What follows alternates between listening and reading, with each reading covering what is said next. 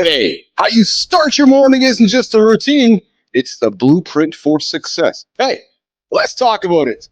Today, mornings in the lab with Keith and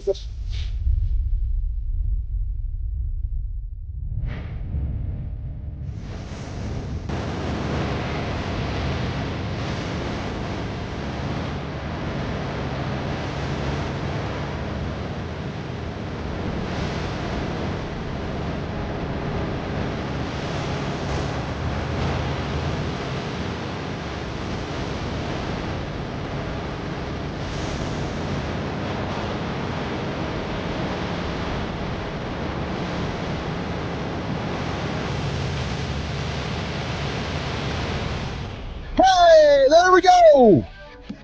Boom. Good morning. Welcome to Mornings in the Lab. We start the weekly loop where we break down what it takes to dominate the day, take those bold risks, and hold yourself accountable to your biggest goals. Hey, I'm that host. I'm Keith Bellison. Before we jump into it, here's a quick heads up. You know how we go here in the lab. We like to drop the content that might make the kids squirm. Or it might increase the value of the tip jar.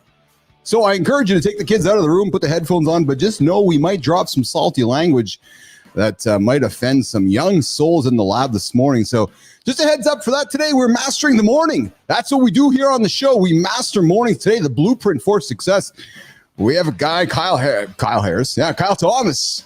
That's who's here. Macklemore joining us. We're diving deep into how small intentional shifts in your morning can create that unstoppable moments. Here with me in the lab this morning, see Marty Fit, Christopher Martin, the dude, John Anderson, of course, producer Christina Flynn, and that guy, producer Jimmy on the buttons out there in the Philippines. The water's subsided, the winds are down, and life, I think, is slowly getting back to normal for our friends over there in the Philippines. Hey, killer lineup today. As I said, Macklemore's joining us here today. Kyle Thomas joining us. He knows a thing or two about turning morning routines into launch pads for peak performance. Listen, the guy was Uber's 250th employee. Think about that. Yeah, like not the 5,000th. He might have been hanging out with TK for a while. Who knows? Yeah, we might have to ask him some questions about that dude.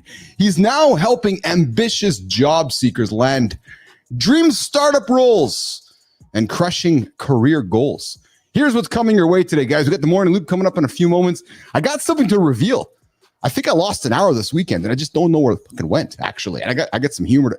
Johnny's not going to know what the hell I'm talking about when it comes to that, but I think Marty and Christina are going to roll their eyes at me. But I'm telling you, I found an hour, lost an hour, but there's an hour somewhere in my life here that I'm trying to find it. We got Thomas joining us for Center Stage, and he's sticking around for Deep Dive.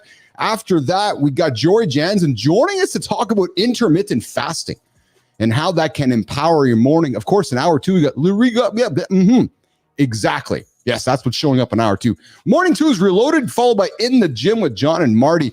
We're going to talk about the 10 most important principles of building muscle in the gym. Marty's going to lead that conversation with Johnny. And then we got the Creator Spotlight in the Community Corner, of course, business and branding with myself and Flinner. But before we do that, I'm going to pivot to there. We're going to bring the crew on stage. Jimmy, we're going to see what everybody's wearing today. Whoa, Marty's got the... I think it's like a green, yellow, less brunches, more crunches. Green. I like that. That's a good color, man. I dig that one. And we got fashion advice from our friend John Anderson offering up the color palettes for this morning of Johnny Anderson. Of course, John's wearing his nice black average cleavage shirt with the red. There it goes. Where?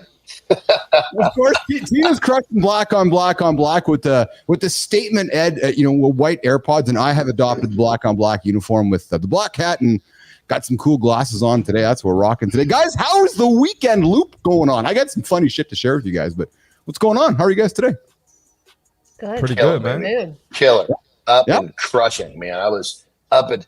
I mean, I'm so in tune with my circadian rhythm. I'm waking up long before my alarm. I'm up at I was up at 2:40 today.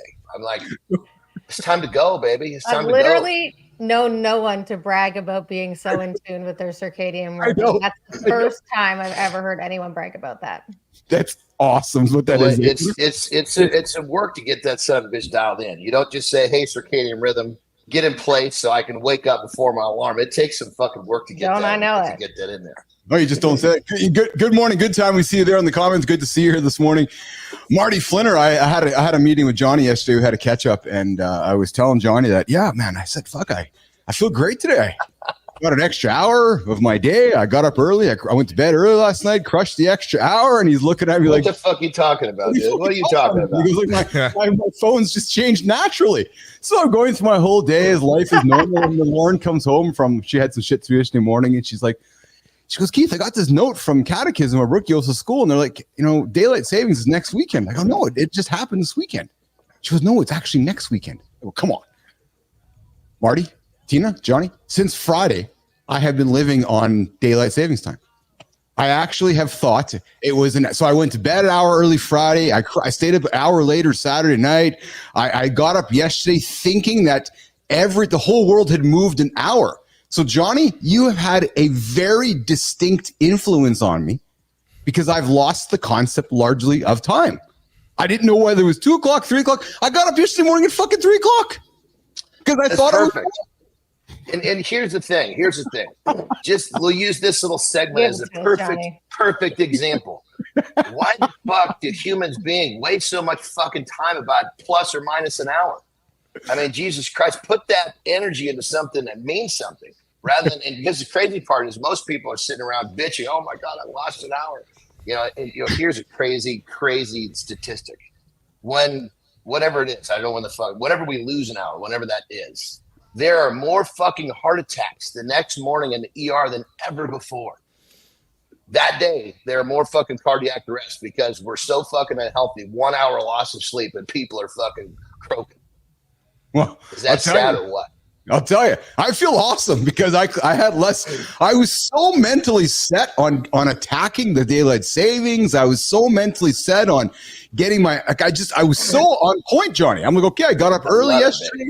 I started my day yesterday. I'm like, holy fuck, I'm an hour ahead of the world. And then I learned. How did that practically work? Did you have to reset good? Your phones and shit? Like, what did you do? Well, no, because as Johnny said, Marty, Tina, that our phones just automatically reset themselves. So I got up yesterday morning thinking that everything just reset itself. Like literally, my whole day yesterday, I was an hour off the rest of the world because I was convinced that we had dropped back an hour. Yeah, well done. Good thing we didn't have the show. I'd been an hour late. When you believe, you can achieve, baby. You believed you were ahead. Look at what a productive day it was. You know what? That's a great segue because I need to segue to something I really wasn't planning on talking about, but I'm going to talk about it here today. So can I say something in my Johnny voice real quick? Yeah, please. You know what? My bag too. I love it, dude. I love it. Well, you know what? People aren't focused on doing shit, and that's why they're worried about the time because they're not doing shit. All right.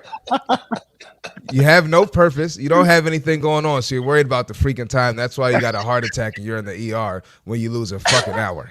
If you're doing shit, it won't matter if you lose an hour because you're not paying attention. You lose an hour and you end up in the fucking ER. You're not doing shit. The numbers keep going up. Just keep mimicking. Just keep going, Marty and Johnny. Dude, I gotta say, Christina, I gotta say, for a lady, you are at the top of the list of the John invitations. Thank you. That's good. That was fire. That was fire. Because most people can't get that. They can't get that gravelly sound. The chicks can't get the gravelly sound. You got that nailed. That was good. I feel like I'm channeling like a Brooklyner. You kind of go like a little bit to a New Yorker when I do it, but we're owning it. And Marty, he knows the words to say perfectly. So you guys are getting this down for sure. Yo, Johnny, I studied your Instagram and I talk to you every day. So I got it. I know what you're gonna say before you say it. You are hanging with Keith, Marty, Christina, and John Anderson here on Mornings in the Lab with Keith and Friends, the only morning show that helps you guys achieve those big, audacious goals, those accountable goals. We start every single day, 8 o'clock Eastern time, right here on YouTube, LinkedIn, and X. We got a friend joining us, Kyle Thomas, in a few moments, a.k.a. Macklemore. Christina sent over his pictures. I'm like, fuck, the guy looks like Macklemore. But Christina's like, I think it's kind of before his time. Well, we're going to find out when he joins us. But guys, listen, I know we never talk politics. It's not a politics show. We're all about having fun here and keeping things light. However, I want to talk business, politics, and what happened yesterday. And I want to relate it to Taylor Swift. You're like, what?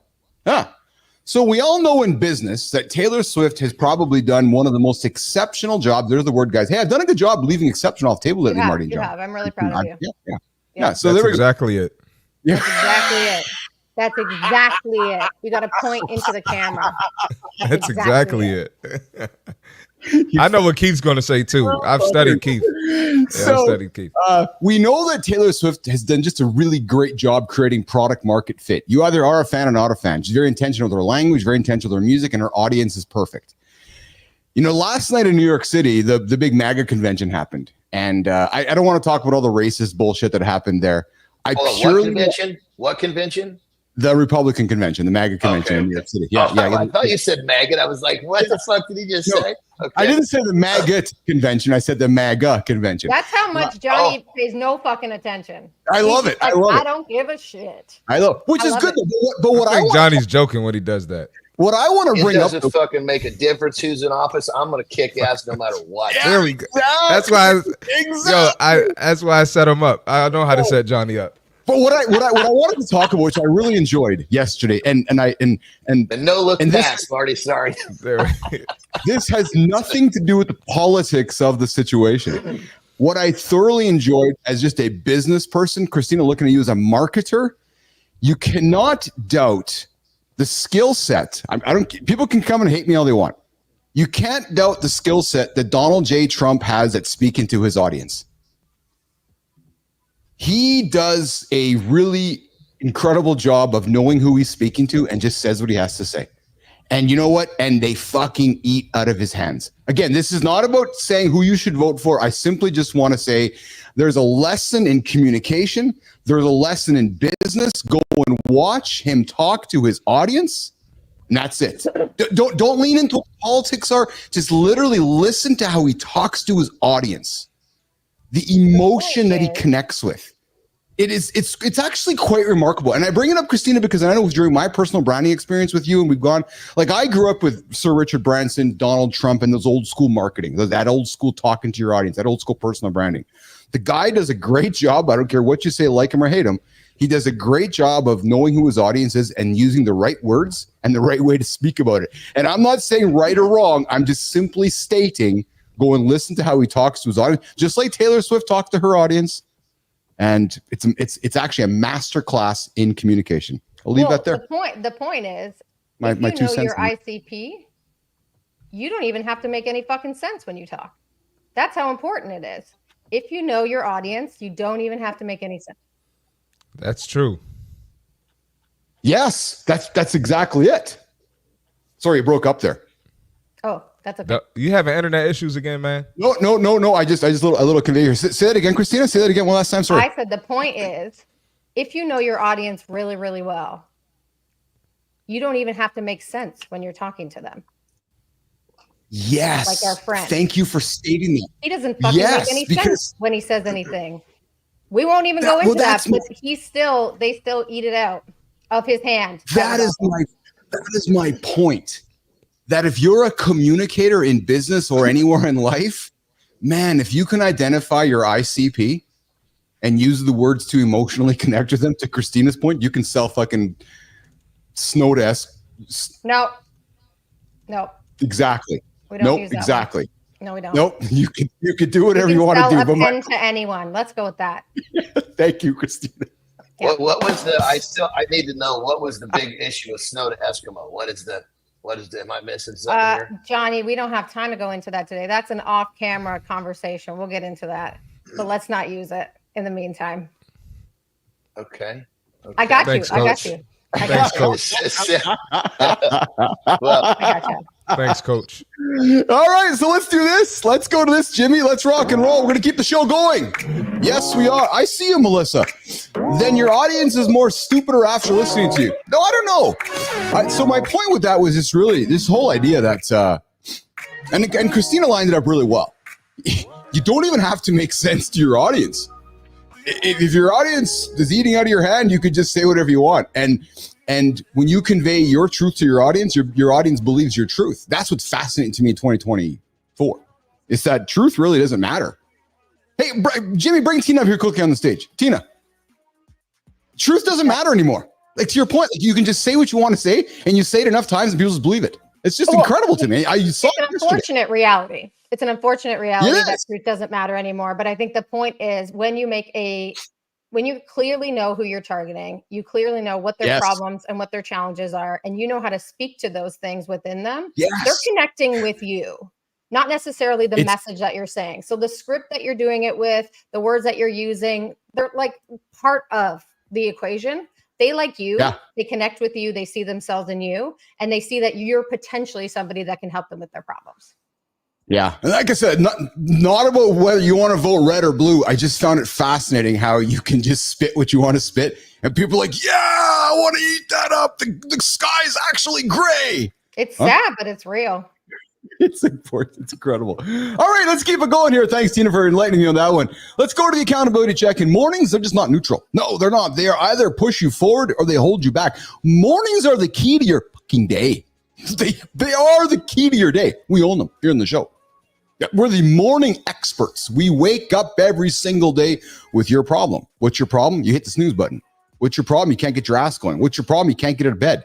What's my problem? Nothing. Get up. Yeah, true story. Some people roll over, they scroll, they hope for a productive day. They hope for a productive day.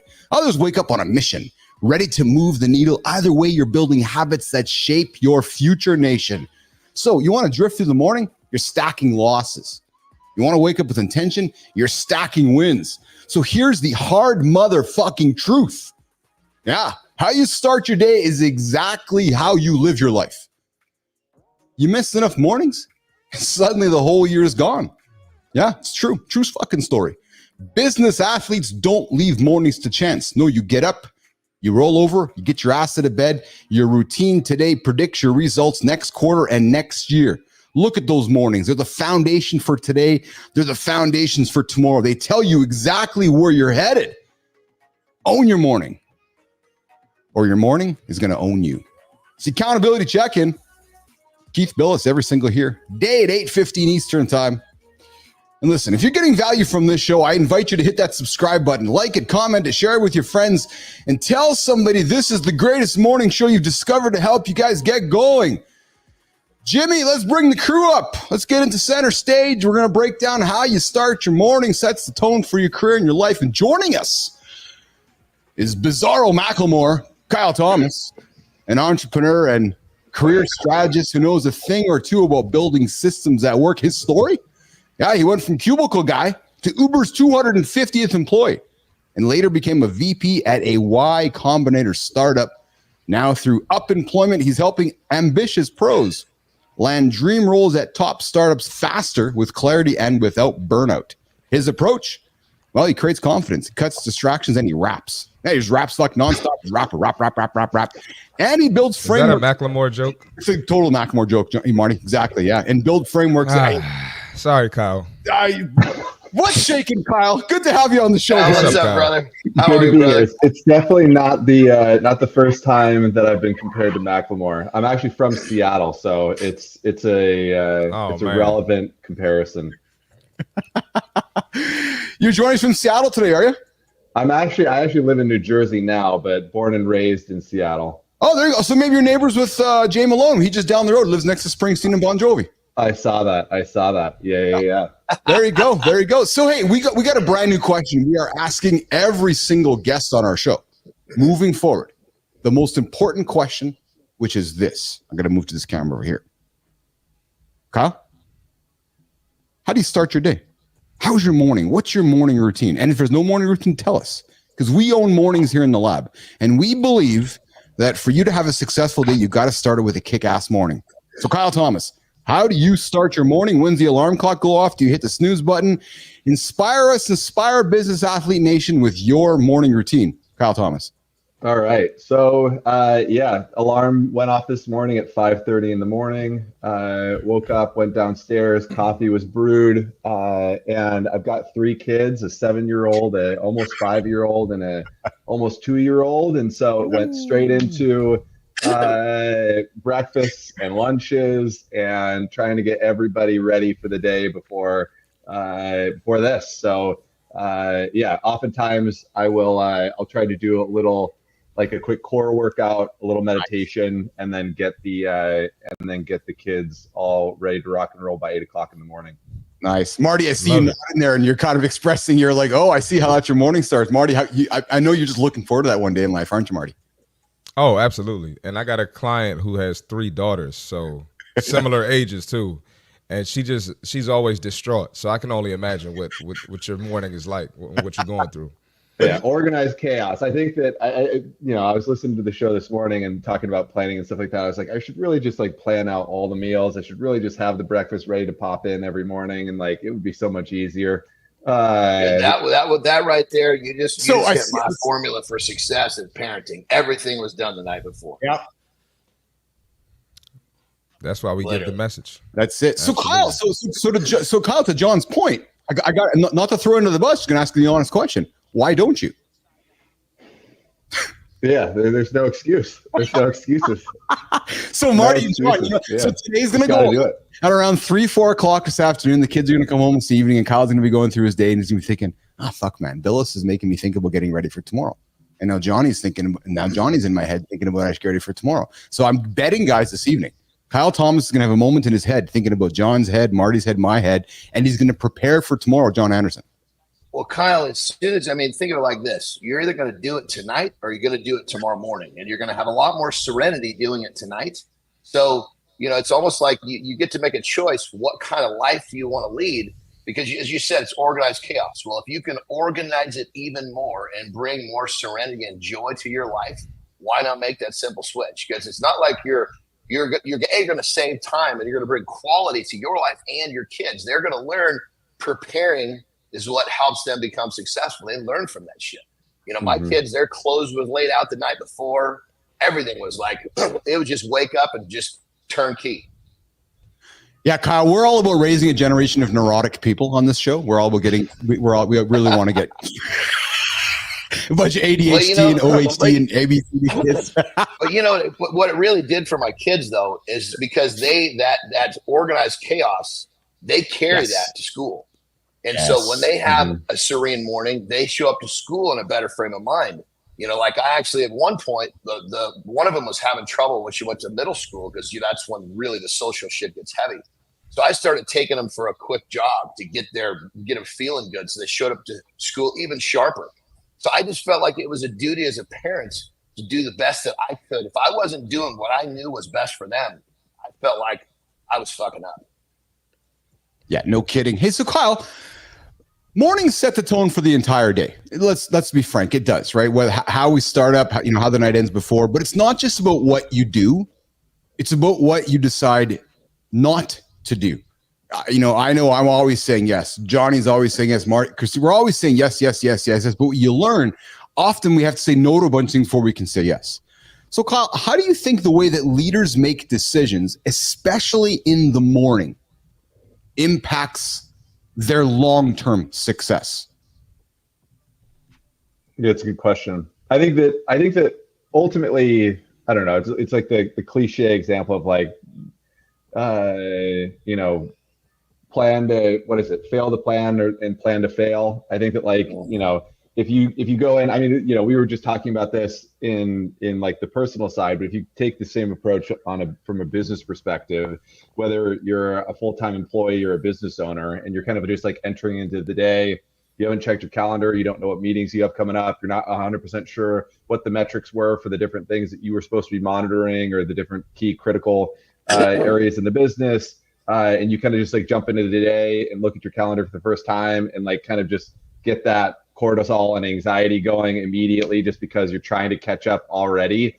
That's a recipe for disaster. And so the more that you can identify what's coming up and plan for that, and maybe even do a little bit of it the night before, that's going to set you up for success, because then you're going to be cool, calm, collected. You're going to be able to kind of understand exactly where you need to be at the different stages, who you need to reach out to, where the different, like I said, the different metrics are. And then again, if you're an employee, you could be communicating that proactively to your managers or to the folks who run the company. Or if you are the business owner, then you can communicate that effectively to the folks who own the levers for those different metrics. Yeah, we have Patricia joining here with some comments. The day starts with the night before. What do you do the day before so you can start with a great morning? Hey, Kyle, employee number 250 at Uber, 24/7 company, global. What was that like working at Uber? And were they a morning culture business, or were they a 24/7 business? Like when you worked there, talk about the power of mornings within that Uber environment, Kyle Thomas. Yeah, so that's something that I actually coach people on in the business that I run now, as folks are looking for their next startup role. Because so the previous job that I was in was this cubicle data entry job, and I was living in Seattle at the time. I'd wake up in the dark. I'd get in my, I'd have to put on a suit and tie. I'd drive down to SeaTac Airport. I'd sit in a cubicle. I'd enter data all day. It was just like awful, soul-sucking work. And, it was like, waking up to the alarm, hitting that snooze button. It was just like, it was like pulling teeth to get me into the office. And contrast that with where I was when I moved to New York City. So I quit that job, moved to New York City, landed this job as an early Uber employee.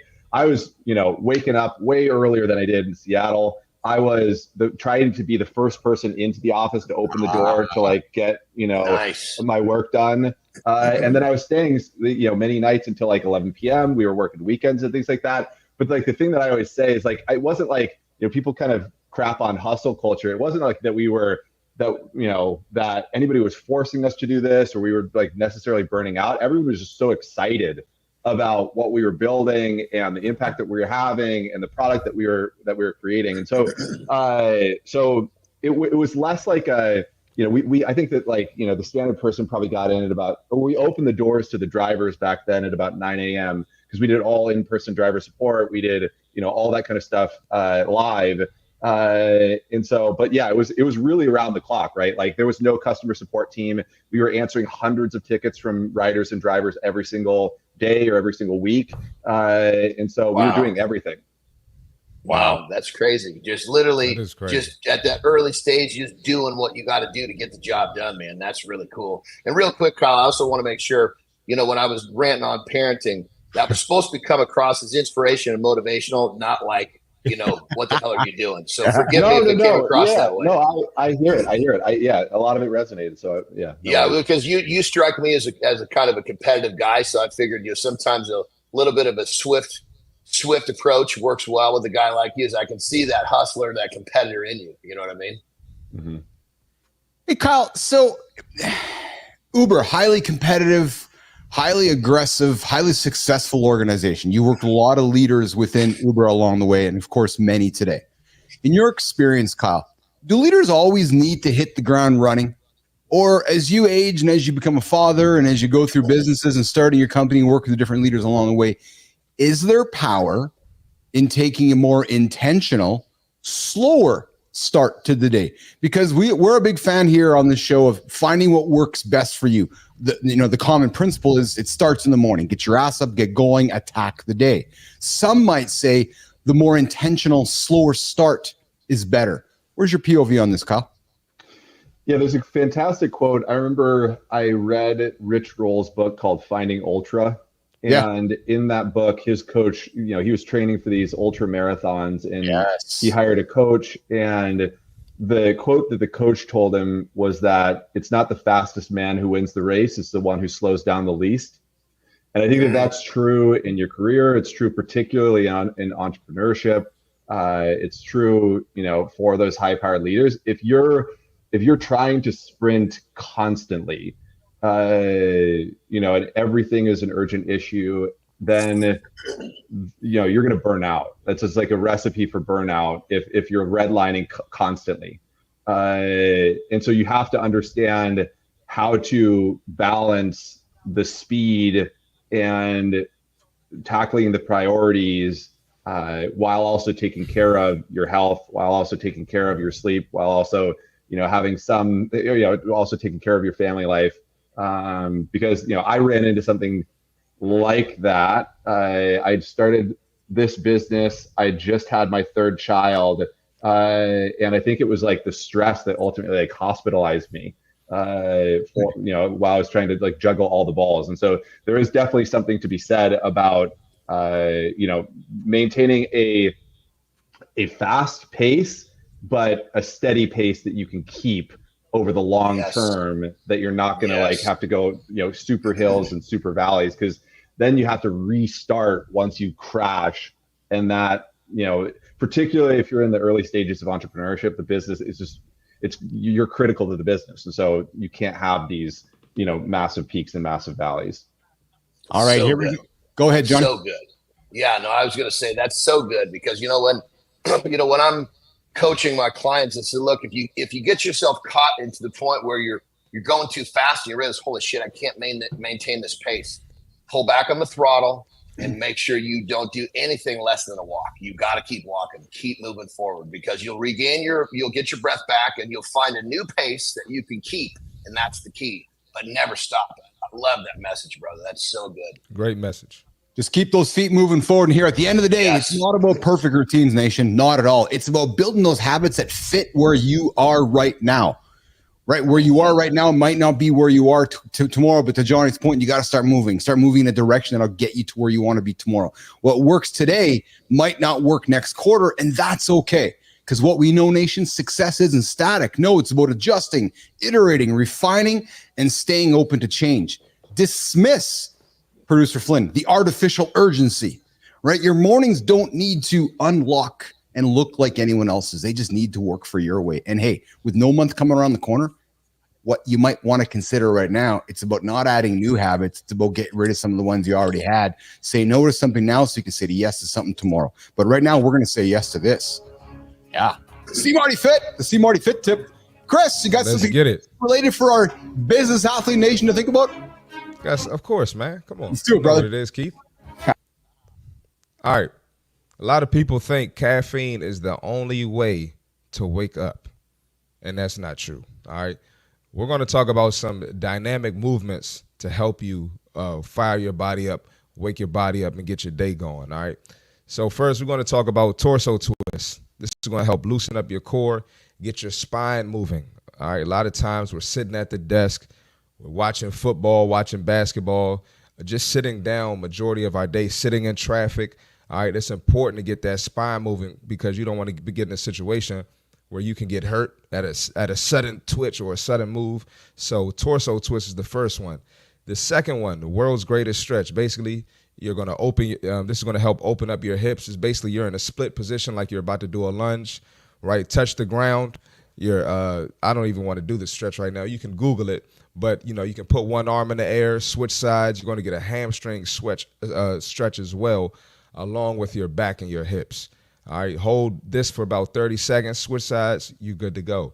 And then arm swings. Me and Johnny talk about stretching that upper body, stretching that chest.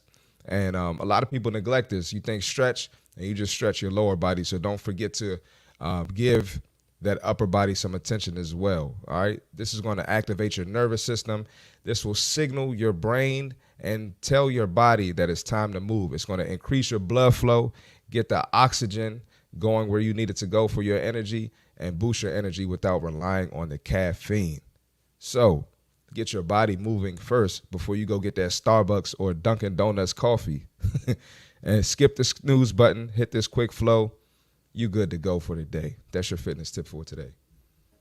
Skip the snooze button. Get your ass in the bed and get rolling here with See Marty Fit, the See Marty Fit sir. Tip of the day. Moving. That's it. Get moving. You know how Johnny talks, get moving to create some momentum and get yourself moving here today. It's time for the deep dive where we talk about how to build systems that create real momentum and long-term results. We got our guest here today, Kyle Thomas. And listen, we're not talking about just adding more to your plate. You can't always add more to your plate. You keep adding it, something's going to break. It's about getting intentional with those right habits that move the needle in your career and life. And our guest here today, Kyle Thomas, knows all about building that kind of momentum. These days, Kyle helps people create clarity, cut distractions, and build frameworks that make career growth inevitable. But Marty, Johnny, Kyle, let's be honest, man. Most routines fail and they fall apart before they even get off the ground. So Kyle, with the entrepreneurs and startup founders and the folks you've worked with along the way, just bottom line, Kyle, glasses off for this one. What's the biggest reason that routines fail? I think Yeah, that is a very good question. I think I mean, speaking from personal experience, I think that the biggest thing is that you try to bite off more than you can chew right from the get-go, right? And so like, thinking about like, John and Marty in like the workout space, you go in and you're like trying to do, from day one deadlifts and you like every single thing, you're trying to throw all this weight on the bench press or whatever. And then like the next day you're sore or you're hurt or whatever, and then you can't go to the next day. And so it's like, instead of trying to like, have this massive load that you put on yourself right off the get-go, what's like the minimum amount of work that you can do today that you can maintain consistently, kind of going back to what we were talking about before. And then once you get in the habit of that and you kind of build a system around that, all right, cool. Now let's ramp up either the volume or let's adjust the, whatever that is. And so I think that like, that's the biggest thing that I've learned is just like, do the minimum viable amount, because that's going to keep you coming back to it. It's going to feel, enjoyable. It's going to feel easy, whatever. You're going to look forward to that. And then you can kind of like ramp up the volume or whatever whatever the habit is. But that's one of the biggest things that I've seen. What's incredible, Kyle? I got to jump into Marty and Johnny here quick and throw it to these guys. I'm 52 years old and I'm still learning that myself. Right. Like I during starting this whole morning show and starting this whole new business, I've had to adapt some new routines. And John, Marty, as we've been building this together, there's been times during our journey where I'd get up one week and I'm trying to do 8 things and I failed at 7 of them. It finally was probably about a few months ago where producer Flynn's like, just do one thing. I'm like, yeah, right. I'll just get the button sorted out today. And it was funny because I just figured out one but 52, not 12, not 20, not 20, not 30, 52. I'm still figuring it out. Marty. Yeah, that's not what I was going to say, but I did want to add a quick comment. You do a lot of stuff at once, and I can see it rattles you sometimes. So yes, shout out to Coach Flynn for that.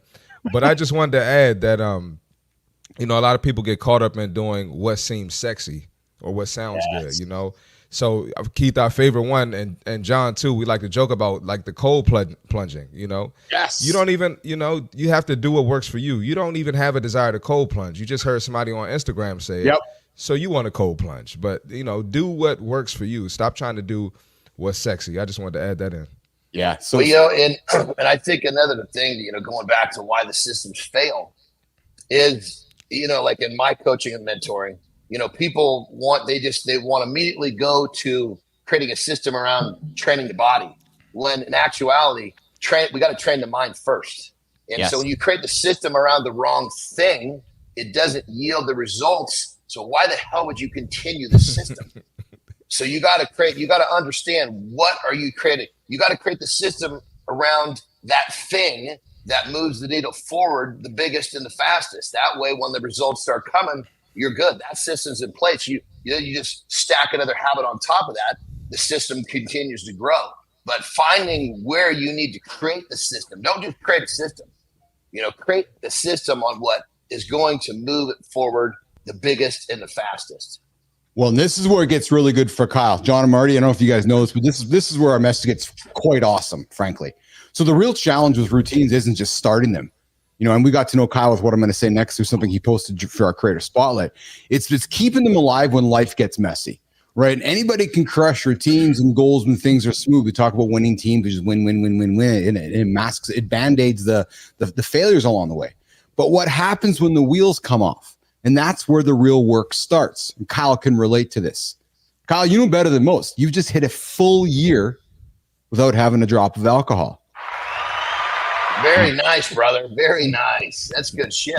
And that shift, Kyle, didn't just change your weekends, frankly. It reworked your mornings, your priorities, how you interact with your children, how your children see dad, and how you show up for your family, your business, everything, Kyle Thomas. So when routines slip, and let's be honest, they always will, what's that smartest way to reset without losing momentum and take that to this idea of, I'm stopping drinking, I'm resetting everything. Lean into this accomplishment, Kyle Thomas. Yeah, so like the rationale behind it, I wouldn't say I had like the healthiest relationship with alcohol ever since like I started drinking long ago. And then when, you get older, you have, I have 3 kids, I have an infant business. It was just like too much to juggle. And I found that like, you know, it was not adding anything to my life, right? Like it wasn't like, you know, anything was particularly better. Like the exact opposite was true, right? It was like creating more anxiety. I wasn't as productive. And it was more taking away from that like quality time with family or friends or whatever. And so, yeah, I eliminated that. And I think that like the interesting thing with that was, you know, initially I think that you think that everyone's going to care or that like, you know, you're not going to be able to have fun or whatever.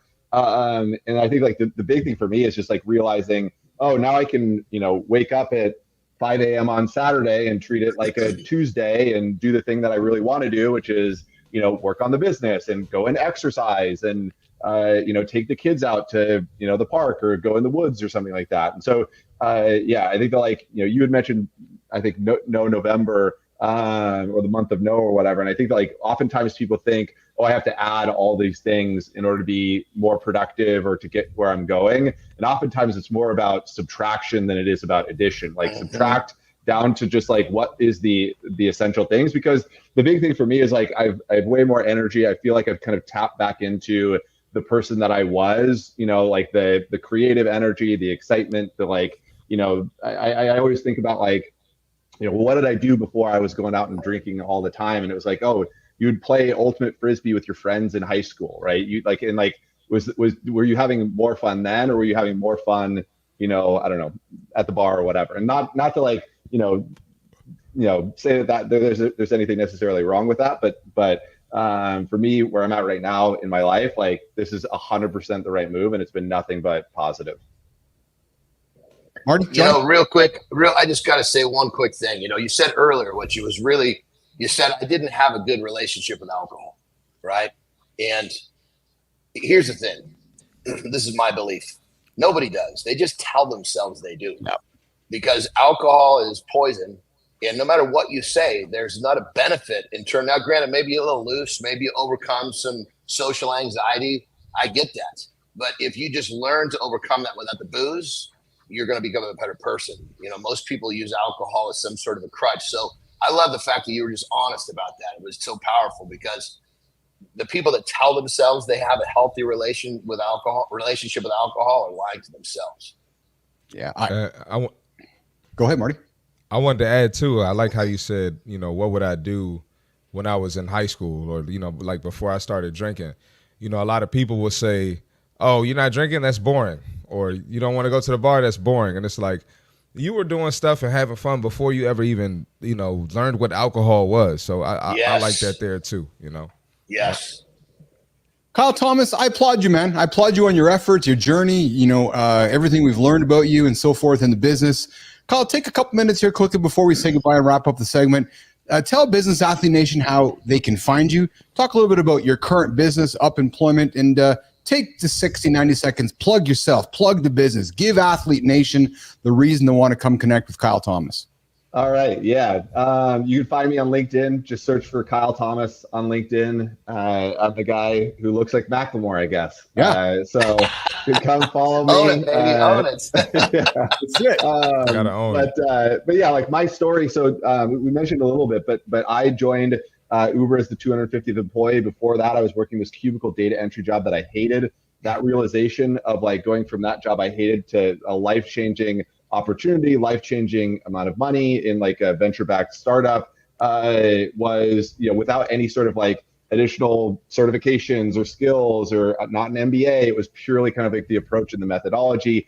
And then I used it again to land a job after I was laid off from Uber. And so right now we have a community, a course, tons of resources, everything that I wish that I would have had when I was making those jumps into those startups to try and like de-risk that process and to eliminate the anxiety, the uncertainty, and the loneliness of the job search. Kind of put you around some other badass job seekers that are looking for startup roles. And so that's what we do. We help people identify those companies, really get clear on exactly what they want to do next in their career, the specific characteristics of that next role that's going to help them accelerate to not just necessarily the next role, but the next role. And you know, I think that there's no better place if you want to become an entrepreneur to learn how to do that than potentially joining one of these venture-backed companies, because you have a lot of resources. You get to learn on the fly. You get that accelerated learning process. You get to touch every aspect of the business. And so, I know for me, that was the case. I know a bunch of people that came out of Uber. There's tons of founders that came out of Uber. There's tons of executives that are running other companies now that came out of there. And of course, everybody wants to join the next Uber, but we help folks to identify, how can they either find that, which is very hard. If we were able to do that, then we probably wouldn't be teaching people to job search. We'd probably be investing. But how to identify those kind of up and coming companies, and how to set up yourself in that next role for success. Even if that company closes, you can walk away being like, look, that was an incredible experience, and be far faster on the path to where you want to go than you were when you started. So awesome. Very nice. Very nice. Awesome. Kyle Thomas, we met you during our creator spotlight segment a few weeks back, and we said, hey, why don't you come on the show and hang out with us? Have you enjoyed your time here with us as we have enjoyed with you, Kyle Thomas, here today? Yeah. It's been a pleasure, guys. Loved spending the morning with you. It's been awesome. We're doing something different. We're trying to create some new energy, some new vibe, a brand new show here in the mornings, and I invite you to keep tuning in on X, LinkedIn, and YouTube Monday to Friday, 8 o'clock Eastern time. Kyle, come back and hang out with us again, will you? Will do. Appreciate you, Kyle. Awesome. We got Jory Jensen joining us. Thank you, Kyle. Pleasure. We got Jory joining us for the protein break, but until then, we have this young man joining us from the Baja. John Anderson. What we got today, John? What we got today, man? We got a lifestyle segment. Johnny Let's Anderson. go. Have a good one, Kyle. Take care, brother. All right, here we go. Many successful people will not tell you this, but I'm going to tell you right now. All you've got to do to beat 80% of people out there is show up. That's right. Show up. You don't have to have a great workout. You don't have to have a great work day. You don't have to have a great whatever you're doing, as long as you get down the art and the habit and the system of showing up. You will get ahead so fast. When I discovered this, it completely changed my world. I learned pretty much everything that I learned in terms of discipline and in the gym. And once I realized that I didn't have to feel good to show up, I didn't need to have a barn burning workout to still make progress. And I took that and I applied it to all the areas of my life, my relationships, my business. My life just exploded because it became so simple. It became so refined. All I've got to do is show up to get ahead. That's exactly what I did. And I promise you, if a fat little boy with a whopping learning disability like me can do it, you can too. Rock and roll. Just show up. You heard Johnny. Just show up. When you show up, magic happens. When you move your feet, what happens, Johnny? Momentum happens. When you move your feet, momentum happens. You create movement. What happens, Johnny? Action. Make progress, baby. Progress. It's just a little bit every day, and it stacks up, man. It's just the way it works. It's a simple formula, and if people just grab a hold of the simplicity of showing up, life will change, and you see the fruits of your labor very quickly. That's right. And if you're considering showing up right now and the guy next to you is not, you're already going to be ahead of him. So I encourage you to get your ass up and get moving here this morning. Hey, we got Jory Jensen joining us here, our resident expert. And I know today's conversation is going to be a fun one. I think, Marty, we might have to take Johnny off the stage for this because we're talking about not eating for the next 12 minutes. Yeah, get him out of here. I know. So Jimmy, let's be careful with how we're going to put Johnny on camera here, because we're talking about not eating, and we know that Johnny eats more than I think all of us combined. Well, you're gonna enjoy my position on this, though. You're gonna enjoy my position on this, is because here's the thing: is we're talking about fasting, right? If you understand the purpose of fasting and you're doing it for that purpose, then there's not a problem. But most people are doing it and they have no clue why they're doing it. They're doing it because their neighbor's doing it. Yeah. So you're going to lose weight as fast as possible. Yeah. I mean, it's when any sort of methodology is used for its purpose, I'm going to support it. It's just, do people know? You ask them why they're fasting, they can't fucking tell. Oh, my neighbor did it, and it's almost always because they want to lose weight. Jesus Christ, stop eating McDonald's and you get that job done. All right, so I haven't updated the button yet, Jory. I'm so sorry. You got the castrated goat on the show here this morning, but that's female goat. Get Johnny started. That's the female goat. Jory's the female goat. That's the one for her. Oh, I think we're done. We're good.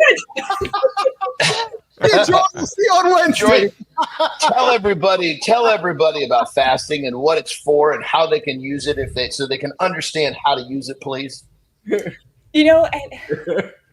I feel like I'm the person that comes in and it's like really like knocking down the magic of process around these things. Right. So here's the You're always the hope killer for our show. Right? She's killing hope. I was so excited until Jory came on. So here's the deal. I totally agree with you, John. Like, if we need to like put this in simple terms, like let's go back to what every single show has led to, like make better choices. Yeah. Right. But let's go to like, what does science say about intermittent fasting real quick? The science says we're not sure. The science says we know how it works in rats. Okay. Right. So if we're looking at 6 rats versus hundreds of humans, we don't have that support yet. Now, it doesn't say that just because we're leaping ahead of the science that some of this isn't actually going to be evidence-based, legit stuff. But I think that we as humans are jumping a little bit too soon because intermittent fasting can be, from what we can see so far, kind of a way to keep calories in check. If the goal is to decrease the what to and what not to eat, intermittent fasting is perfect. Because you've got this chunk of time, however you want to set it up, 5 to 16, 48, whatever, however you want to set it up. It's at the end of the day restricting caloric intake. Now, if your goal is just weight loss and you don't care about body composition, yes, right? So, Jory, is this as much semantics with words for human beings? So as last 10, 15 years, as we've all been in it, as the world has changed to social media and everybody's an expert, everybody can open up their phone and everybody becomes an expert, right? We've all grown up with break fast. So in many ways, humans have grown up with, okay, we have our dinner at 5, 6 o'clock, and then we're not supposed to eat until the morning again. So in many ways, we've all grown up with this ideology of breaking fast in the morning. But then somewhere along the way, and I think it's kind of been with this, as social has become last 20 years, we're all experts. And then intermittent fasting became a thing. And I was like, okay, you sleep for 8 hours, you don't eat for 18. And then all of a sudden, we don't talk breakfast anymore. We talk about intermittent fast now. Yeah. When all we're really talking about is just deciding when you're not going to eat and when you're going to eat. So I'll share my own personal experience. I intermittent fast. What that means for me is that my last meal in the evening, whatever it's going to be, 8, 9 o'clock, 10 o'clock before I go to bed, I won't eat again today till probably 4 o'clock. But it works for me. I trained on an empty stomach. I ran this morning. I lift. I know John is cringing probably, but it works for me. It makes me feel, it feels good for me. And I think that's the point. And that's for my goals. Yes. That's the goal, isn't it, Johnny? Is that it works for me. It's not about what's up for Johnny. It's what works for Keith. John, lean into that, because some people like you are always like, what I got to do what Jory said, or I got to do what John said. Well, I think pretty much everything we talk about is, here's these concepts, and you take these concepts, you find your individual formula, you put them together, you twist them, you make it work for you. And that's what we're looking for, because just because I do it this way doesn't mean everybody should do it this way. It means they should look at what I do and take what works for them and leave what doesn't behind. But one thing about the intermittent fasting that I want to bring into this that very rarely hear people talk about, and Jory, please correct me if I've got the number of hours incorrect, but I believe it's 8. Once the digestion has stopped working for 8 hours, the body goes into this mode of getting rid of toxicity. And so once I think it's 8 hours. Once you cross that barrier, the body goes into kind of hyper getting rid of toxicity mode, which now if somebody says, hey, I'm going to use this because I want to detox, I want to keep my body healthy and clean, that makes sense to me. If somebody says, I'm doing it because I'm having a hard time limiting my caloric intake, that makes sense to me. But just give me a reason that you're doing it that actually applies to you, rather than your fucking neighbor who did it in XYZ. So, Jory, was I correct with 8 hours? Once the digestion is shut, not working after the 8 hour mark, it starts going into hyper, get rid of toxicity mode? Yeah, if we look like overall, right? So once we've any point, once we've stopped, then the body can actually kind of relax and chill and recover. That's why we sleep, right? The body can actually repair itself. Right. And so if we're constantly feeding all the time, the body's constantly working at figuring out, okay, so this sorts over here, we got to sort the laundry, right? And so that's what the body's constantly doing. And when you give it a break, a little vacation, a little R&R, it can actually start to build and repair itself and kind of just chill. I mean, we've got functioning kidneys, liver, our body knows what to do when we are, you know, in a healthy state. Not everybody's healthy. So that's true. The other part I want to bring into this, though, is that the social aspect of intermittent fasting. Now, there's a few things in there, and I'll try not to overtake because I can be quite chatty, and so I'll try to make sure we love it, Jory. We're doing it. But there's a few things that I've seen in my 20 plus years of my careers that we got to be careful with this, because one, what's it teaching the people around us? If you've got teens, kids, they pick up on things really fast, right? Yes. So looking at, like, if you're intermittent fasting, for an outcome, not religious reasons, for an outcome for a body change, we have to be very careful when we're doing this. So I've worked with clients that like to intermittent fast. I don't. I like eating way too much. But there are people that really enjoy the intermittent fasting. It brings them some control and clarity. Right? Mm-hmm. So that's cool. But then I say, okay, so you've got little eyes watching you. Perhaps, could you do this from like after supper to, you know, kids, you're helping kids get sorted out, and then, you know, you go to your regime of fueling and your why around that. Yep. We want to be careful. There's also a huge population, males and females, who just typically have labeled it as a female thing, but we know it's not, is that you've grown up with disordered eating and an eating disorder. So intermittent fasting will never be okay for someone who has an eating disorder background. Yeah, it makes it worse. It makes it worse. 100%. Yeah, anxiety goes 100%. Up. There's the loss of control. And Jory, sorry, I got to just jump in. I so love what you said a minute ago about it. People need to hear this. If you're intermittent fasting, you're not eating breakfast, and you're eating, you're grazing, eating shit at night, and you have kids, you're teaching them to do this terrible habits. What that you need to do is eat dinner and have some discipline and not eat for the last 4 hours you're awake. That's what you should be teaching them. Start your fast before you go to sleep. Rather than eating a bunch of bullshit, processed foods until you go to sleep and waking up and not eating breakfast, your kids don't give a shit what you say. They care what you do. And if you live that bad habit, you are giving it to them, and that's terribly unhealthy. Yeah.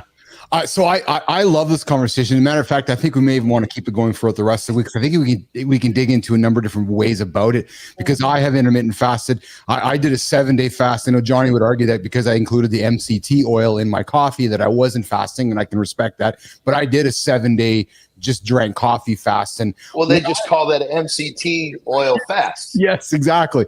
But what I thoroughly enjoyed out of it is Marty, right?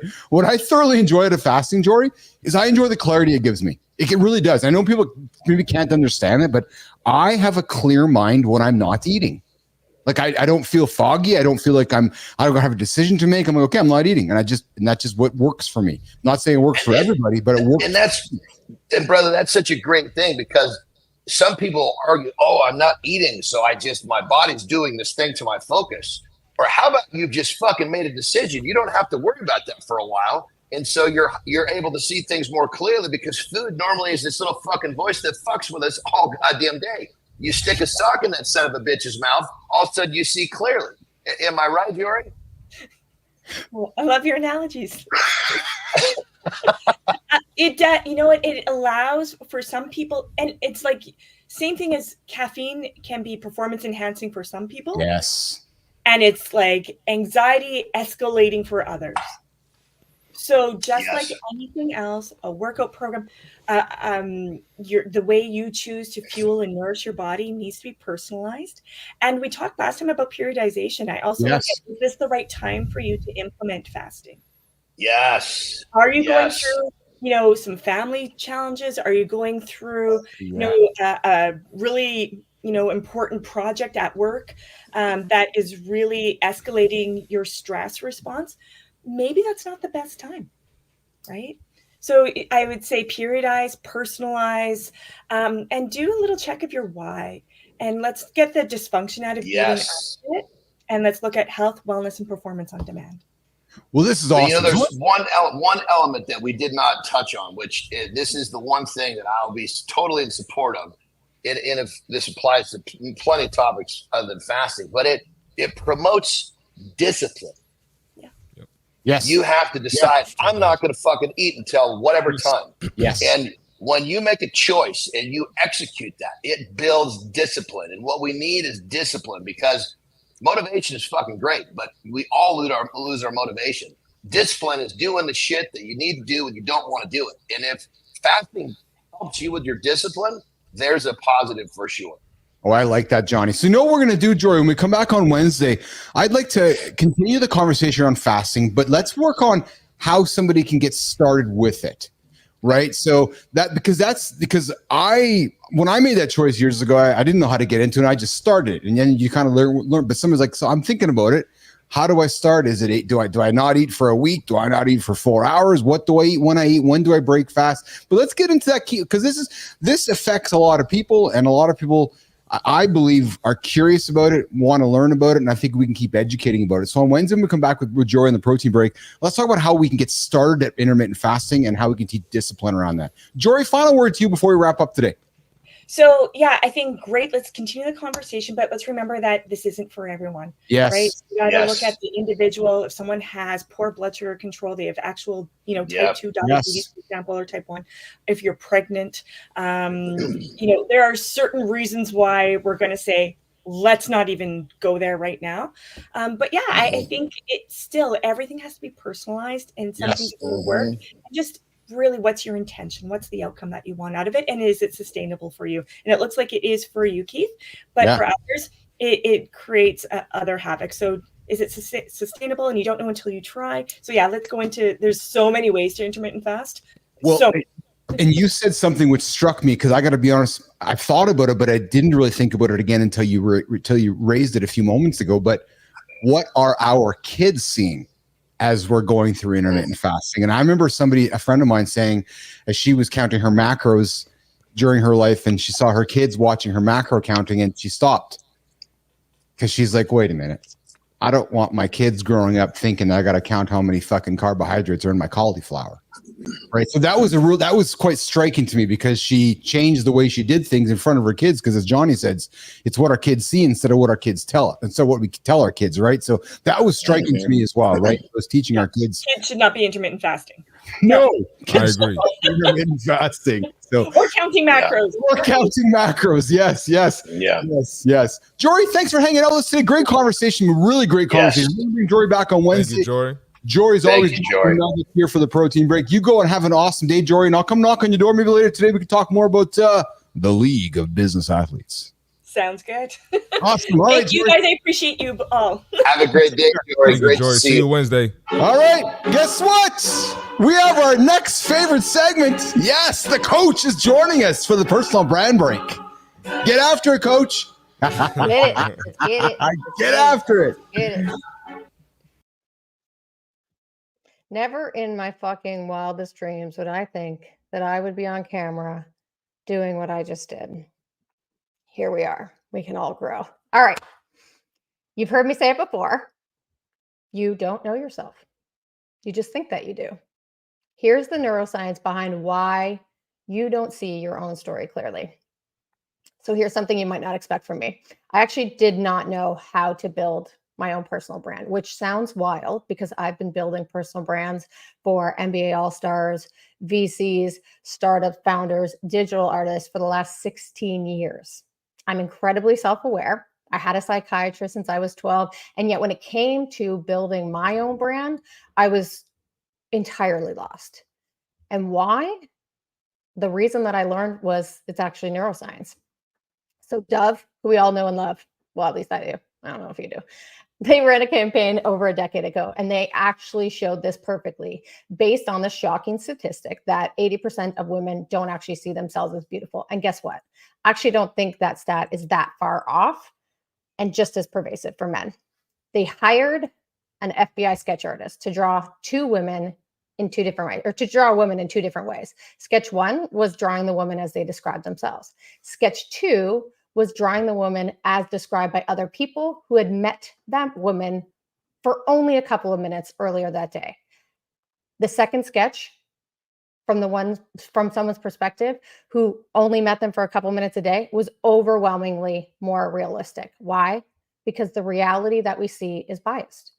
Our brains create a version of reality based on past experiences, assumptions, and predictions. And that's why you think your story is worthless. That's why you think your story is no big deal. But those thoughts are just your brain making assumptions. They're not the truth. They're not your truth. So if you're doubting your story, understand this. It's not the real story. It's not reality. It's just your brain's perception of it. And you are so much more than what you think you are.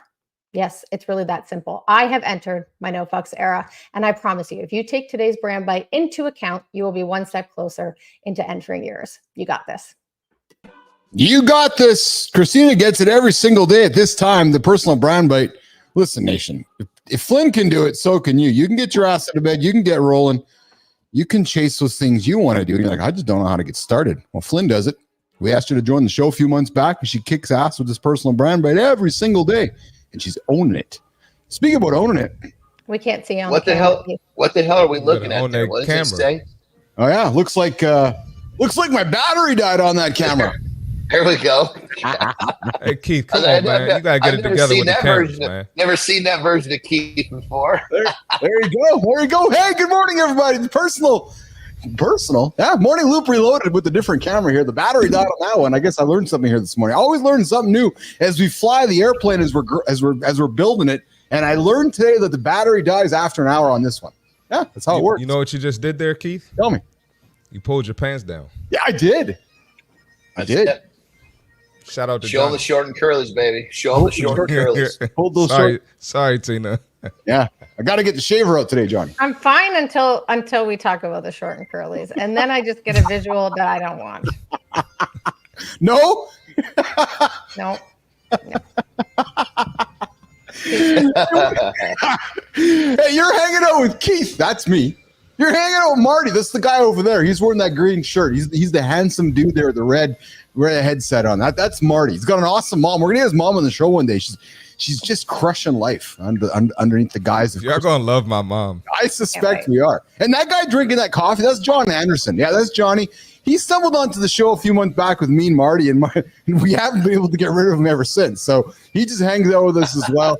And then, of course, we got producer Flynn over there, and she's the one dropping these nuggets and making us young men better every single day.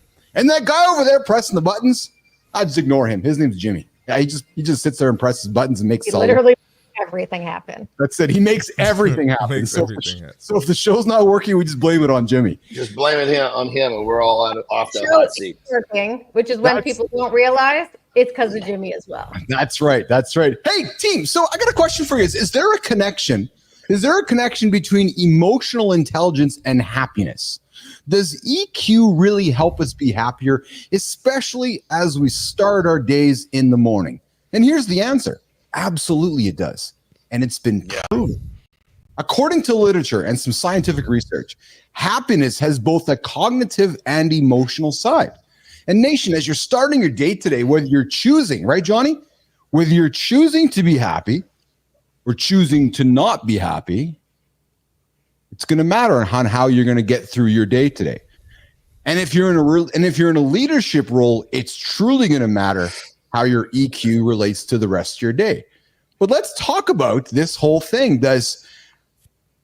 How can people with high emotional intelligence boost their overall happiness with 4 habits? We talk about this show, starting your day with positive habits. Mornings in the lab, we're talking positive habits. So let's talk about the 4 things that humans can do to boost happiness to start their day. Now, these are. Can I sneak in real? Can I say one thing before we go here, brother? So this is a real interesting thing, because now hear when I say this, right? So thoughts are the language of the mind. Yes. Emotions are the language of the body. So when you have a fucked up thought, it creates a negative emotion. So we have much more control over this than we think. We have to really be careful what we're thinking about, because what we think about, good or bad, is going to create a good or bad chemical. That good or bad chemical is what's going to create an emotion in our bodies. Now our bodies are going through so let's just say it's a negative thought. Our bodies are going through a negative emotion, all because we had a fucked up thought. And so we have much more control of this than we think. So everybody needs to be very aware of that before we dive into this. So I'm dropping this, nation, because I want to give you guys some nuggets to get through your day today. I want to give you some things. You're starting your day going, I woke up on the wrong side of the bed, or I woke up on a crooked mood today. So listen, let's go through some ways that you perhaps can attack your habits today as you start your morning to be successful. Marty, eliminate the tendency to react impulsively.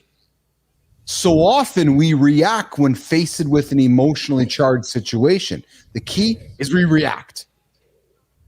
When triggered to react, we learn from the models of high EQ that we first need to reflect on what's pushing our buttons and choose to keep calm. Marty, talk about eliminating the tendency to react impulsively, because I know Johnny's got one to lean into because he talks about this often. But talk about this whole idea of don't react impulsively. Marty, how have you learned not to react impulsively? Well, this is why you have your morning routine. No,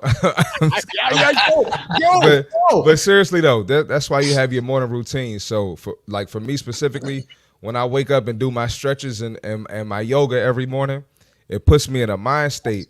So now I'm responding instead of reacting. Yeah, because I get a lot of bullshit throughout my day, every day.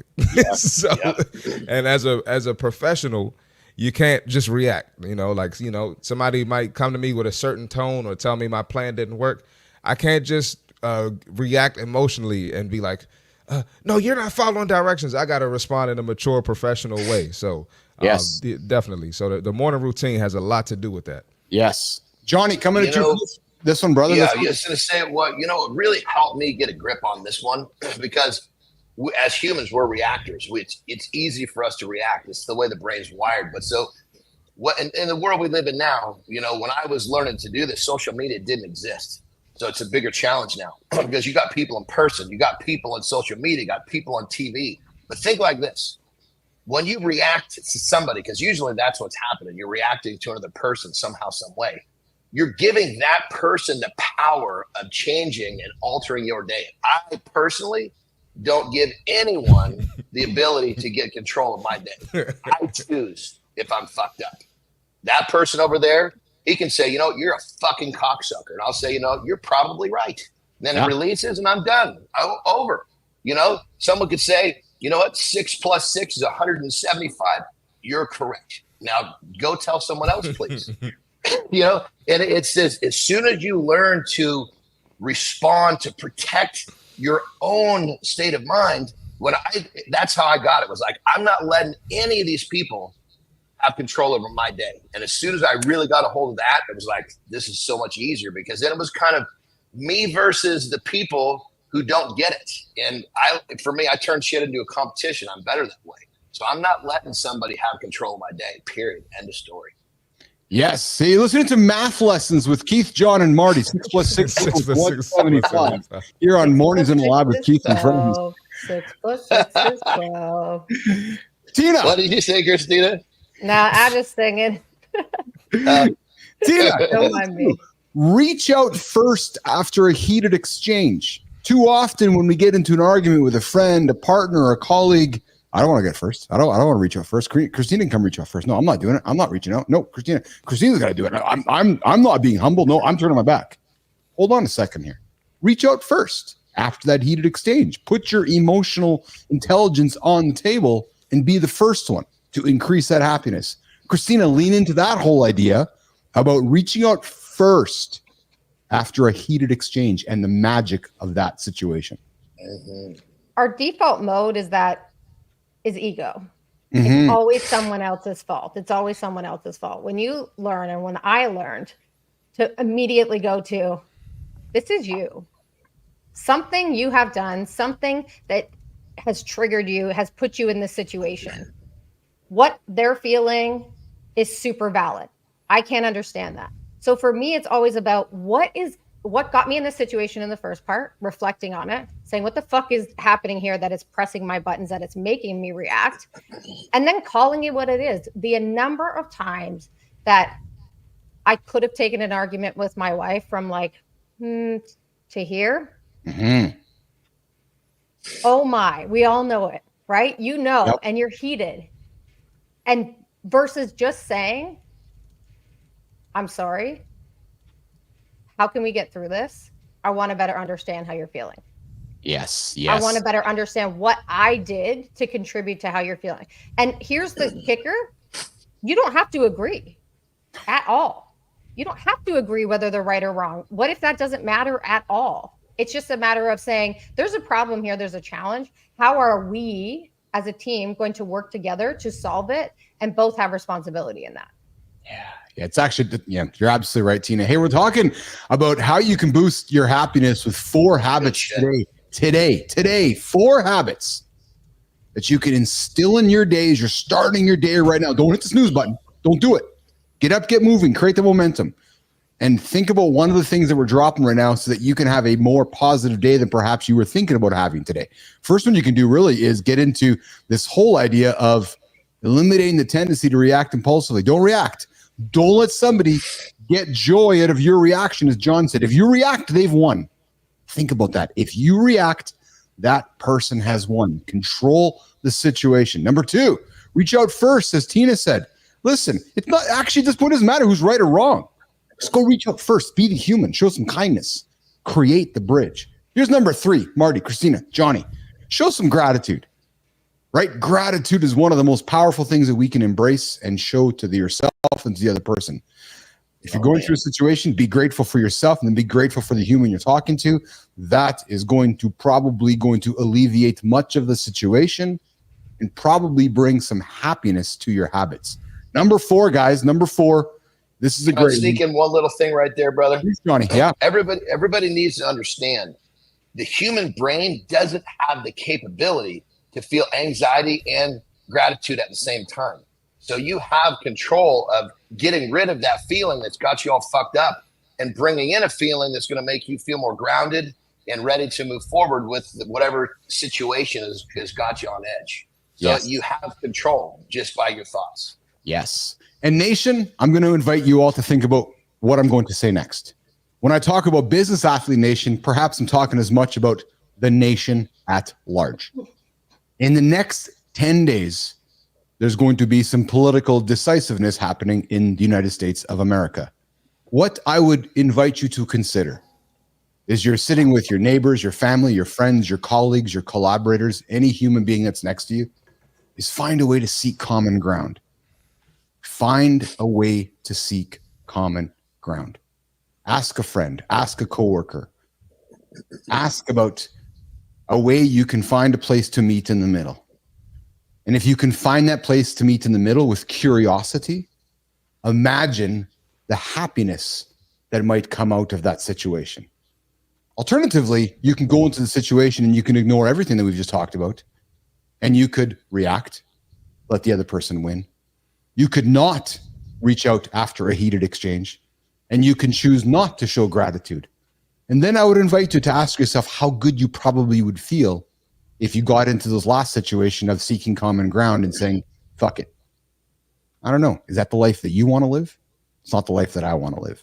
So I invite you, think about these things, 4 things we talked about. Invite yourself, give yourself the permission to establish these 4 habits. Maybe pick one.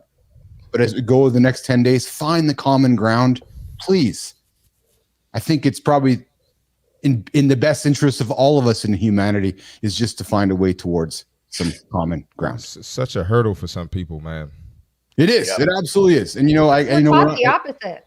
That's why we're socialized the opposite. We're not taught find common ground. We're taught you're right. Own it. Be strong about it. Be stubborn about it. Because if you think you're right, you've got to be right. That's so true. It's true. And as we talked about at the beginning of the show, and I talked about it in the morning loop, we saw the Republican convention yesterday and the power of words, right? The power of words can convince people to do a lot of different things. But I invite you, again, I go back to repeating myself, find common ground, show gratitude, reach out after a heated exchange, and try not to react. If you react, you're already losing. And on that level, 2 people that have very different opinions that understand that they don't agree with each other can still be cordial, can still be kind to each other. Yes. They can still do all the things that a good human being could do, irregardless if their opinions are completely ass backwards. So that right there is something that people need to get a grip on. You know, we don't all have to agree to get along. That's right. It's absolutely right. Real quick, just because we talked about politics, I'm not going to talk about politics, but Marty. You know, I'm hearing stories of people, you know, like blocking someone or just cutting off all ties because of the political disagreement. You know, I just think that's so childish. Yes. And, you know, it would just be, I would love for people to get past this. You know, I'm only 31, so I don't know if it was always like this. You know, I've only been through a couple elections, but it's just it's so childish to me. I can't see myself, you know, dealing with people like that as I get older. So. Yeah. Well said, Marty. Well said. All right, Jimmy, let's pivot to the In the Gym segment with John and Marty. And I threw something at Marty this morning, which was said, Marty, let's lead a conversation with John today around the 10 most important principles of building muscle in the gym. Now, we might not get to all 10 today. We perhaps might use the week to get through this, but let's talk about Marty. So I was going to pick out the good ones. Awesome. Yeah. Is that cool? 100%, Marty, because people tuning in are going, what we talked about, Jory, about intermittent fasting, but what are the principles of building muscle? So when I go to the gym, I want to build muscle. I don't want to build fat. So what are the principles along that? So I'm going to get off stage with Tina. I'm going to go see if I can get my camera back on here and throw you guys up here for 6-7 minutes, and we'll come back and continue. All right. All righty. Sounds good. Over to you, Marty. Johnny. All right. Johnny. Lead the way, my brother. Lead the way. All right, the first one we got, Johnny, progressive overload. That being basically the cornerstone to muscle building. How do you feel about that one? Well, there's no question that it works, but there's so many other elements that have to be in place to lean on that. You know, if this is something that you're talking about, you know, doing a little bit more every time you come back around the pipe. And in order to have that work, you've got to have your sleep in check. You got to have your stress in check. You got to have your diet in check. And very, very few people have all of this in harmony. And so a lot of times what happens, unfortunately, is, you know, they start off, you know, it'll work for them up front. They'll run into a snag, it'll stop, and then they get all bent out of shape and they have a hard time moving forward with it. So it's a great principle, but there's a lot more to it than just the numbers in the gym to make it work. Definitely. And just real quickly, you know, I really believe that shocking your body is the best way to build muscle. Right? Your body has to do new things. It has to be put under new stress. And so progressive overload is, you know, that's a key way to do that. You're going to have to do that if muscle building is your goal. And we're on that level. Let's just say that you're going through this thing and you're having success, and all of a sudden, boom, it stops. You flip the script. Do your workout backwards, because literally all you're doing at that point is you're giving your body a different shock, as Marty's saying, which is true. You got to prompt your body to adapt. If it doesn't adapt, it's not getting better.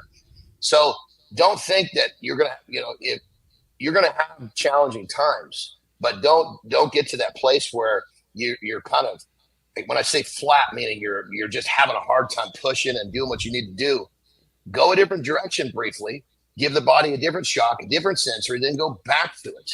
But in most cases, just so if you're using this principle, it's usually not in the gym where you're having trouble.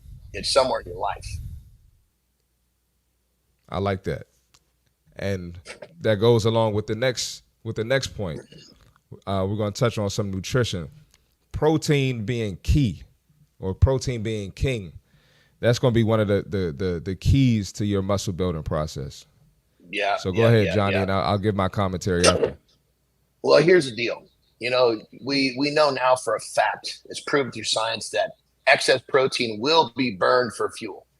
So if you really want to make sure you're building, you're going to need to make sure that you have an excess of protein. Now, you can easily have an excess of protein and basically lower the fats, lower the carbs, whatever you got to do to make sure you're not getting fat in the process. But if you don't have enough protein, think about protein is like the building blocks. So I think if you're trying to build a brick wall, you need to have adequate bricks if you're going to keep building that son of a bitch. Well, if you run out of bricks, you're not building anything anymore. So if you don't bring in adequate protein, you're running out of bricks. So my advice is to always make sure you have adequate bricks on the job site, or you have adequate protein coming through your system at all times, because it's not just eating before and after the workout. You know, you're recovering, your body's working on recovering the next day, sometimes the day after that. And that's where it needs to have that adequate amount of protein. And I'll say this too. A lot of people on their journey, they'll say, you know, well, I eat a lot of protein. Start tracking it. Like really, you know, start tracking how much protein you're getting, because 9 times out of 10, you're under eating the protein. You're under eating. Yeah. And you can't just be like, well, this has protein in it. So yes. Yeah, that's not the same as actually tracking your protein and getting the numbers that you need. So go ahead, Johnny. If you're using peanut butter to get your protein, well, guess what? Peanut butter is a fat source primarily. You're not getting enough for you're ODing on fat trying to get your protein. So we're talking about when we talk about eating protein. What I'm talking about is flesh. You know, well, when I think people often ask, you know, what is protein? How do I identify it? Well, listen up closely. If it at one time could see you, you can eat it. That's protein. Yep. All right. Next one. We got one of your favorites, Johnny. I know you're going to go off on this one. Sleep and recovery being one of the keys to your muscle building process. Oh, man. Sleep is the most anabolic factor we know as human beings. You could talk about PEDs. You can talk about eating right. You can talk about whatever you want. But sleep is the top of the food chain. Well, how do we make better sleep? It's actually much more simple than you think. You just got to have, you know, some discipline. You got to have some nuts to actually follow through. Everybody has an alarm when they wake up. Well, try setting an alarm when it's time to go to bed if you're having trouble with that. And you literally have a set, because what happens, set bedtime, set wake up time, your body will catch on to that. And it's called your circadian rhythm. Once your circadian rhythm gets into place, you're going to have much more efficient sleep. And sometimes what happens, like my clients, they end up sleeping less, but they end up getting more because they're sleeping better. They're sleeping more efficient. The joke is you're sleeping faster, waking up before your alarm, feeling refreshed and ready to go. Yeah. So I cannot stress how important sleep is.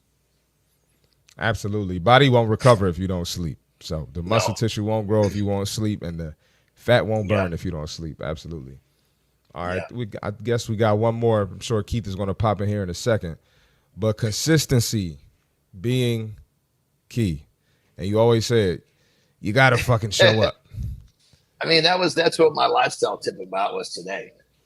You know, is that, you know, there's a fleet of people who, you know, they're successful and they like to be successful, and they're not trying to bring other people with them. I don't like those people. I think if you're successful, it's your duty to show other people how to do it. Yep. And, you know, literally, if you just show up, meaning you do what you're supposed to do, even if you do it poorly on a day because you're not feeling well, but you show up, that showing up is going to put you ahead of 80% of people. So if you're looking to separate yourself, it's pretty goddamn easy in today's times. Unfortunately, fortunately for people that want to get ahead, it's easier now than ever before, because we got more lazy bastards on the planet than we've ever seen. I shouldn't say lazy. It's just, you know, addicted to the cell phone, addicted to, you know, it's a combination. Yeah, they're lazy, but they're also addicted to these electronics. You know, a lot of times they know they got to go to the gym, but they're so hooked on a video game, they burn right through the time they need or whatever, they're scrolling, whatever it is. But the point is that if you show up, you're going to get ahead of 80% of people. And if you just think, if you could put yourself in that top 20%, you'd probably be pretty happy with your results. I want to add one thing that I took from my basketball coaches, and I apply that to fitness. They always say you're never either getting better or you're getting worse. You never staying the same. Exactly. And as harsh as that sounds, especially with fitness, it's the truth, especially after 30 when atrophy kicks in. Your body is either getting better or getting worse. You're not staying the same. So when you think about that and you become more intentional about your goals and your meal prep and your workouts and your attitude towards it, that's going to change a lot, and it's going to help you be consistent. That's all I got, Keith. Marty, you're the puppy, and you're talking about atrophy kicking in at 30, and you're talking to our 40-year-old friend Flynn, and you're talking to 52-year-old fathers over here. You're talking about atrophy kicking in, Mr. fucking Marty. Johnny, like, actually, he's talking about aging and getting old for his 31-year-old body. Well, I train a lot of people y'all age. Well, you know, here's the crazy thing about it. Here's the crazy thing about it is that people are worried about, you know, atrophy, this, that, atrophy, that. Well, if you're eating right and you're training with some regularity, you've got to stop. I want to say it's 10 days before you'll actually start to have atrophy. So you can make mistakes and you can still make progress. The mistake that you don't want to make is to not do this shit for a couple of years, because now exactly what Marty said is happening. And if it's, what is the old saying? If you don't use it, you lose it. It's never been more true as a male gets older. I mean, I'm a perfect example for me. I've been actually focused on my thoracic twist. Every morning, I swear to God. You know why? Because I find when I'm fucking driving, if I want to look behind me, I'm like, God damn it, I can't see what's behind me. Honey, is there something on our hip? I can't fucking see. So I'm like, this is pathetic. I'm 52. I need to get my shit loosened up. So I spend 3 minutes a morning, and now I can look behind me, no problem. I wasn't doing this movement enough in my life, and I lost that movement. Isn't that fucking crazy? I have a question. That's fucking So crazy. talk to me. What's the shit that everyone talks about with like muscle memory? Like, don't worry. If you don't do it for a couple years and then you come back to it, muscle memory is there, and you'll see that it's like quicker in terms of getting back to where you want to be. No, is that anybody bullshit? who knows what they're talking about with muscle memory does not include a couple of years with that term, right? We'll leave it at that. Oh, is that so? Is that the same thing that if you don't have sex for a couple of years and you just touch something, you just go?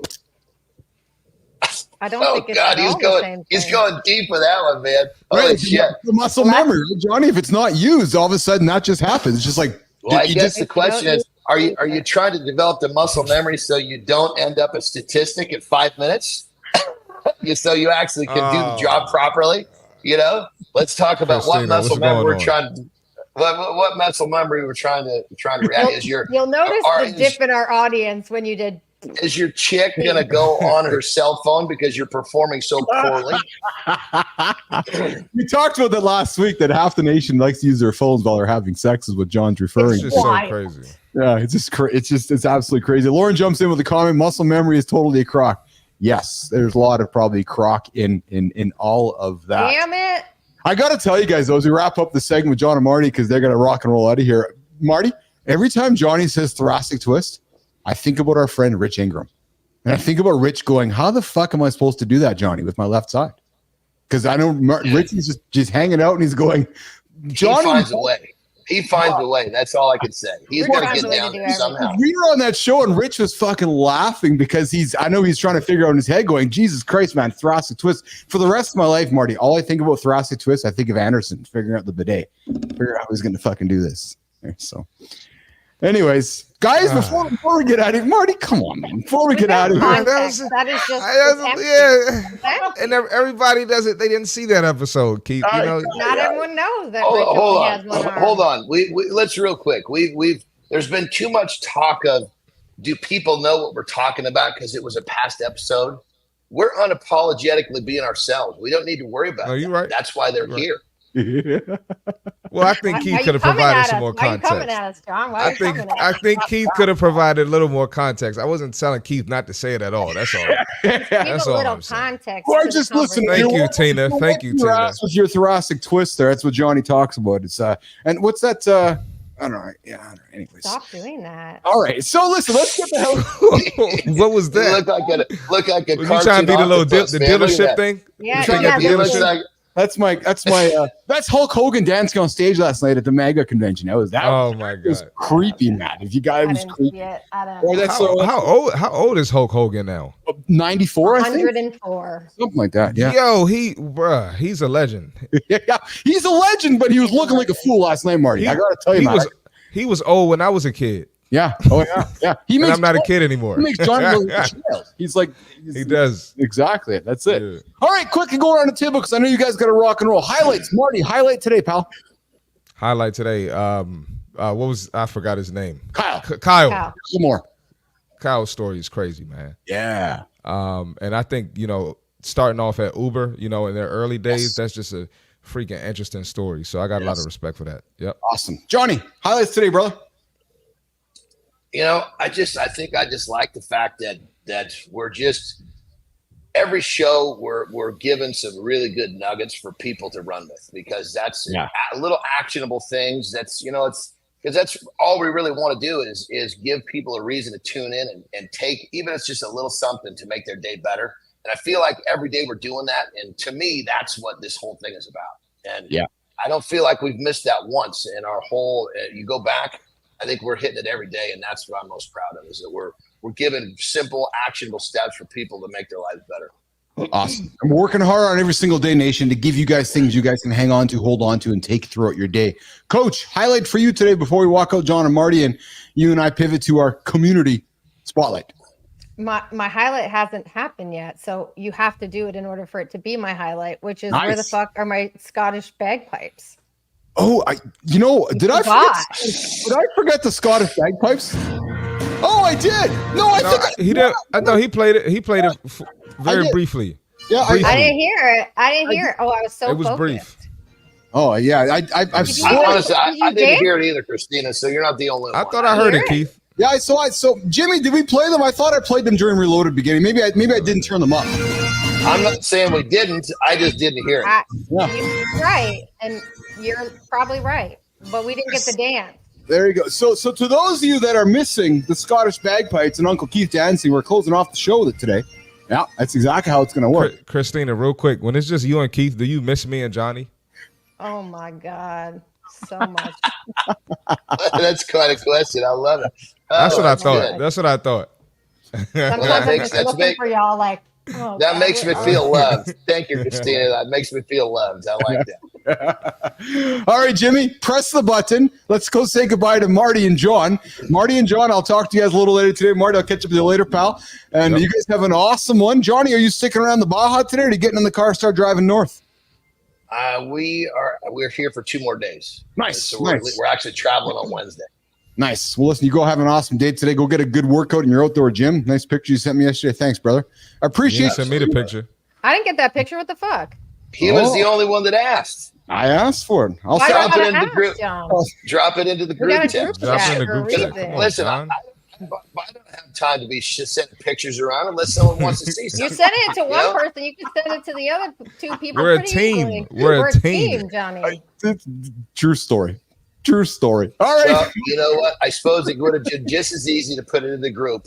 We're going to regret it. It would have been out of context. It would have been out of context. You know what, Tina? John didn't play team sports. Wrestling and bodybuilding. He's every man just for himself. He's not used to having one-on-one. teammates. So this is new for John. This is new. We'll bring you along. It's okay, John. We're gonna teach you how to be a teammate, John. It's all good. Teach me, baby. Teach me. Teach me. I love it. All right, y'all. All right, you guys have a good one, okay? We'll catch you guys a little later. Awesome. Right Awesome. All right, Jimmy, Christina, let's keep it rocking and rolling here today. We're going to get into the Creator Spotlight, the community segment of the show here.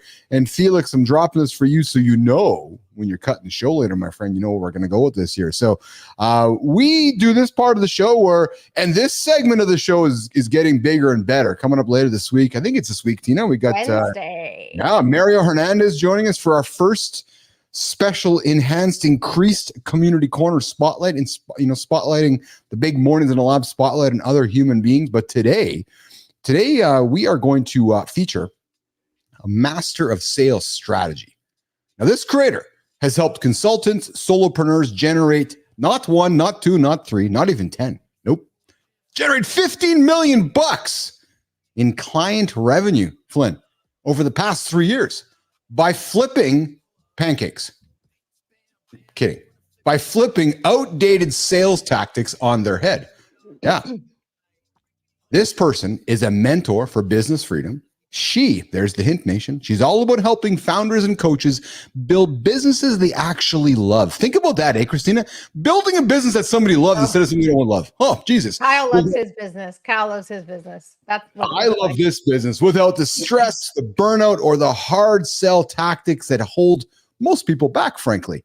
This creator is a trailblazer in social selling. She's leading the way in leveraging LinkedIn content and connection strategies, showing her community how to create systems. Nation, we know systems drive results. This creator is doing that.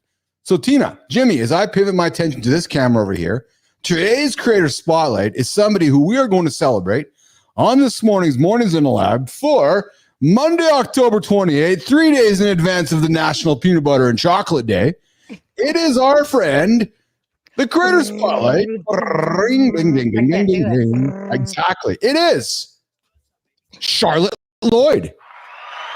Yes. So Charlotte is the founder of the Client Acquisition Club. No shit, Sherlock. She's helping consultants and coaches sign clients with sales and content strategies on and off LinkedIn.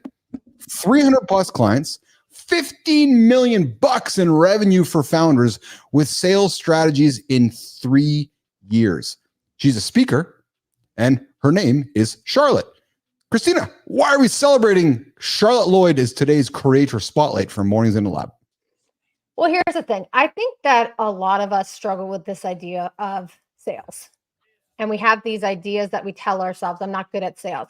Me being one of them. Absolutely. I'm not good at sales. I don't like sales. They're icky. I think what Charlotte does is a really approachable way to look at sales and say, one, fuck that.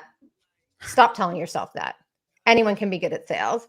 And two, then educating people on the exact steps to allow them to do it in a way that's focused on social selling. So the tactics of old are gone. She's been in sales for 20 plus years. So she knows what that looks like. She knows what we're referring to when it feels icky.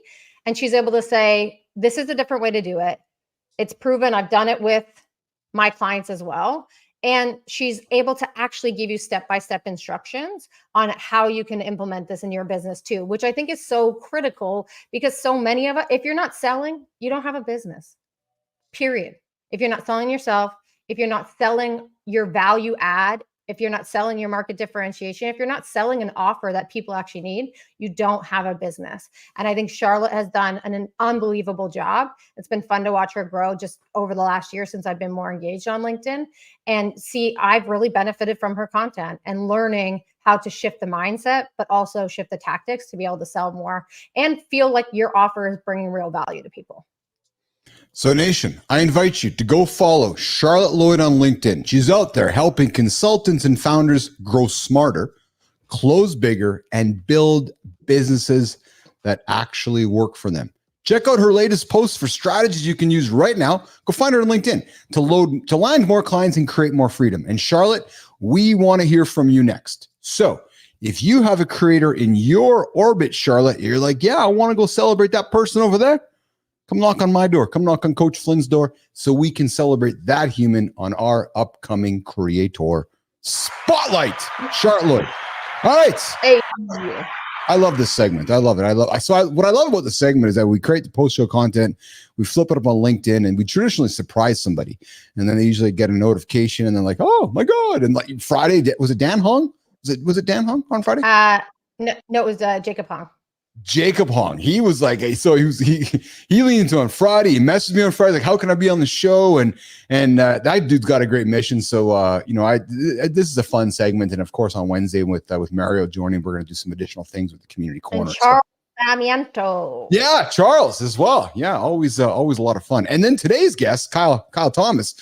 We met Kyle on a previous creator spotlight as well. So, okay. So the final number of minutes of the show here, whatever, 10 minutes or so, or give or take a little bit. We're going to get into the business and branding segment with Keith. Keith and Christina. Keith and Christina. Yeah, Keith and Christina. Yeah, Keith and Christina here at Mornings in the Lab with Keith and Friends. We're going to talk the discipline factor. Of course, our morning show is all about giving you guys things to consider around habits and creating discipline. You heard Johnny, motivation's fleeting. Motivation is going to get you nowhere. Discipline will get you everywhere. Discipline puts you into a situation, then you just act. Motivation, you got to think about it. You're like, oh, fuck, I got to get started. No, just you create discipline. Small habits will drive business success. Let's get into number one, Christina. Part one, the common challenges and how to overcome them. Let's lean into this topic, Christina Flynn. Yeah, so I think for me, when I was thinking about this topic, and like I often do, quite frankly, with this segment, I was thinking about myself and the shit that I struggle with. Yes. And saying, okay, I have these opportunities to talk to somebody who has been through the shit, who has built a business, learned a lot of lessons. So how can I learn from you in this moment while also giving some value to our audience? So I know we talk about discipline a lot. Yes. And I know that it's critical and that it's important. But I know, like me, a lot of people are like, I don't know how to fucking do it. I can't figure it out.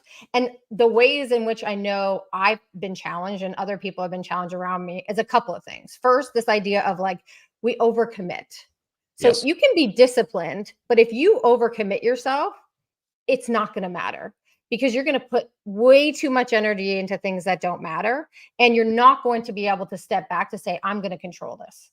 Because when you overcommit, you give everyone else the ability to control your day. Talk to me a little bit about that and how you've seen people struggle with that idea of overcommitment from a business perspective. Overcommitment is the easiest thing to do. And as an entrepreneur, you've worked with me now for a few months. I just tend to say yes to everything. And you got to learn. And as we talk about November, Christina, more often than not, as I continue to grow as a leader and as a business leader, you probably got to say no to more things than you're actually saying yes to. I know that's so fucking cliche and so common. I had this conversation with Lauren, my partner, yesterday. There's only 24 hours in a day. And John and Marty talk about the power of sleep. So if right off the bat, you got to get 6 to 8 hours of sleep, you don't got 24. You only got maybe 16. Mm-hmm. If you got a wife, you got children, you got life commitments. Now, Christina, how much time do you actually have to get work done, to pay the bills and move forward? And I think that's what we often as humans and me too, get confused with. Oh, I got all the time in the world. No, you actually don't. So you tend to saying yes, you commit. And the next thing you know, you're not committing to anything, or you're. Why do you think we're actually committing? Like, what is that drive behind? Because we believe we can achieve it. Because we believe we can. And I think we lose context of time. And I think we believe that we can just do it. And I know I'm the first person to admit that, Christina. And it was again, I talked about earlier on the show where a few weeks back, I was trying to do everything. And like, no, Keith, just get the one thing done. Like, yeah, right. Let's get it's so much easier to tell you that than to do it myself. It is true, right? Right? Because I struggle because to me, the biggest reason why I overcommit, I think there's two. One, there's this idea of potential opportunity. So sometimes I think I get messed up with show up, like we talk about a lot of times, and not overcommitting. So show up to me has always been, you just got to be there. You just got to be there. You just got to be there, because there's a potential opportunity there. Which has led to me overcommitting. So that's the balance that I've really struggled with. Those two don't really exist independently in my mind. And I don't know how to rectify that. Interesting. I can see that. I can see how you say that. So showing up to you, I want to repeat this because this is fascinating to me. So showing up to you equates to committing. So when you show up, you feel like you have to commit. And then when show up is someone presents you with an opportunity, you're there. Because there's always something good that happens from showing up. If someone says, hey, I need you to speak here. Hey, I need to do this interview with you. Hey, what about a panel discussion? So I got to show up. I got to be there. Then I'll give you something that I've learned along the way. Then maybe this relates back to something that I've talked with you and even Melissa about lately. Is just the idea of artificial urgency, right? So committing and then creating urgency around that are also two different things. So commit to something and then ask yourself, how urgent is it actually? And is it hitting your values? So yeah, I think you always want to lead with, yes, I'm coming to speak for you. I'm coming to the conference, I'm showing up. But then it's to take some time to ask yourself, is it urgent? Is it urgent in the moment? Is it important for me along the way? I think about even myself here in the last week or 10 days. We're obviously continuing to develop the show and continue to tweak the show, iterate the show, and iterate. Well, at the same time, I'm looking to launch the League of Business Athletes, our paid offering here in the coming days or weeks. I've had to really focus my commitment, Christina, on this. And it just goes back to discipline. I think, and I know it's so cliche, but it's just learning that I got to put this aside so that I can commit to this, not overcommit to both. So me as a leader saying to you as a colleague, I'm actually not paying attention to this right now. because I got to pay attention to this. Mm-hmm. Does that make sense to you? Yeah. And I think probably the struggle comes from maybe a couple of things. One, not understanding what you're focusing on because you're not understanding what is the priority in the business at that moment. Yep. And two, fuck it. I lost my second point. Let's just go with one. So when I think about bootstrapping a business and building a business, I think about it in the same way when you build a house. So when you build a house, you don't build just one room. Okay, I'm done the bathroom. All right, let's go build the rest of the house. No, you build the house collectively. You know, spend some time building the bathroom, you spend some time over in the kitchen, and you know the house comes together at once, right? So you think about overcommitting to building a house. I'm going to get the whole house done next week. No, you're not. It's not going to work that way, right? So I think the same way about when I'm building this business here, right? It's just you're building a number of things along the way, especially when you're bootstrapping it and you're trying to manage your expenses appropriately. You're building a bunch of things along the way. You're probably overcommitting. But then along the way, you're pulling levers, more levers and less levers to focus on finishing things, right? So if I think about myself, right? I've been building the league for a number of months. I've been building the bathroom, building the kitchen, building the living room, right? But now I'm at a point where it's now time to start finishing things and start opening the doors. How do you know when to pull the lever though? And what lever to pull? Great question. Experience and focus. So I got a big goal. So great question, actually. In the old days, I think that when you have SMART goals, you have no ability to be flexible. You're like, no, I got to stay on this. I got to get this done. I got to get the bathroom done by this date. Yeah, but the rest of the house is suffering. No, but Christina, you got to get the bathroom done. No, how about we pull some more lists and less lists so we can get the whole house done? So for my POV, it's like, okay, by the end of the year, I had a big goal I wanted to get done. And then along the way, I've kept focus on that goal and I've pulled levers along the way. I look at the month case, November now. I got 2 months left to get this goal done. So I make sure that I'm pulling the right levers along the way so I can accomplish my major goal at hand. Does that make sense? It does. I think the part to me that I'll put on the table is that where my head's going. A house has a pretty clear structure. Whether you're building a house that's 8,000 square feet or 800 square feet, maybe not that big of a difference, but there's a pretty clear structure to it. I think where a lot of entrepreneurs struggle, where I have struggled, is that when it comes to a business, maybe there is a clear structure, I'm not sure, but that is less defined for me. Yes. I don't have as much. We talked today about like mastering your mornings for building a successful blueprint. What's the blueprint? So, so I'm glad you raised that. So, for me, actually, and this is great. And this is where it equates back to being the business athlete and being back into the gym. There's a lot of ambiguity in the gym. You have to trust the process. You have to trust the progress. You have to embrace the journey of increasing 2.5 pounds this day, 1 pound that day, 3 pounds that day. You're not just going to go from 200 to 300 pounds. There's a graduate. You got to enjoy the process. To me, that is identical to building business. Finding structure in that physical fitness environment of the gym, whether it's in your gym, whether it's in your head, but creating that structure, which then allows you to get into a business where there's much ambiguity, less structure, so that you can progress to the place you want to get to. So that to me is why I always say that if you want to start a business or get into a business, go and get in the gym first. Go run a marathon, go do something in the gym so you can learn about enjoying the journey. You can learn to embrace the ambiguity of that. A lot of ambiguity happens in the gym, right? It's like, okay, did I hit it? Did I not hit it? Did I get a full rep? Did I not get a full rep? It's like business, right? So it's embracing that ambiguity and learning to lean into that and accept that. That's what I find anyways. Yeah. I struggle with the ambiguity part for sure. And it's definitely the control or the desire to want to have the perception of control. That's probably more likely. And then the fact that I am really good at setting a plan. I'm really good at setting an initial structure. Like, that's great. Awesome. When things happen in business, which they do quite often, where something comes into play, all of a sudden that plan, for the most part, feels like it just crumbles. And so how do you then make revisions without like shoving the entire plan aside? And how do you work with that ambiguity as it comes up to still be able to like move that plan forward, but make the revisions necessary. Well, that's why I think the biggest piece of incorrect advice offered by educational business institutions is go do a business plan. Really? Yeah. It never fucking matters. It doesn't matter. Don't do a business plan. There's the soundbite. Stop your business plan.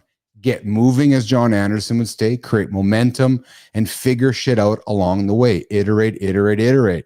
Or go run a marathon, go climb a mountain, do something physical, get into your head during that experience, and then go put a loose structure and pace for a business plan. But to sit down for 2, 3, 4 months and put a plan together and say, okay, I'm going to go start it.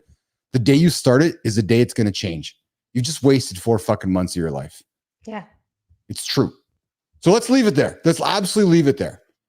If you're starting a business plan, stop it and embrace the ambiguity of the journey. There's your message for today's business and branding segment. Don't make a business plan. Don't make a logo. Don't make a website. Yeah, it's true. You know what? All the things we're taught, we're like, don't fucking do that. That's a waste of time. But it is, though, because that's not real life. I'm telling you, go and sign up to run a marathon. And it's not about the marathon, Christina, but it's committing to the training to accomplish it. I don't care if you run it in fucking 4 hours, 6 hours, 12 hours. Go and put the training in to say, okay, I'm going to go run for 4 hours now or 3 hours now. Or go and do a physical fitness competition. Go climb a mountain and recognize that. And I'm not saying go climb Everest. Go fucking do Kilimanjaro. You just got to walk. And then recognize when you get to the top, you're only halfway. And then when you get done all that, then ask yourself if you want to start a business.